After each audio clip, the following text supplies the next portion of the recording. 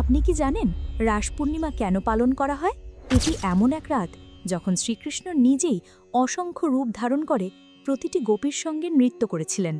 একদিন কার্তিক মাসের এক পূর্ণিমার রাতে শ্রীকৃষ্ণ এমন এক মধুর বাঁশি বাজালেন যে সেই সুর শুনে বৃন্দাবনের সমস্ত গোপিনীরা তাদের ঘর সংসার লোকলজ্জা সব ভুলে যমুনার তীরে ছুটে এলেন।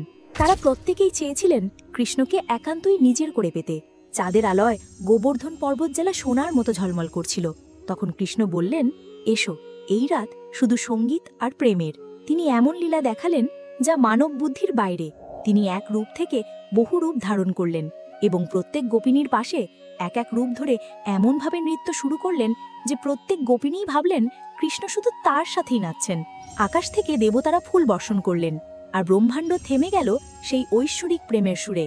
তাই আজও এই রাতকে রাস পূর্ণিমা বলা হয়, যেখানে আত্মা আর পরমাত্মার মিলন ঘটে। আপনি যদি শ্রীকৃষ্ণের ভক্ত হন তাহলে ভিডিওটি লাইক ও চ্যানেলটিকে সাবস্ক্রাইব করুন।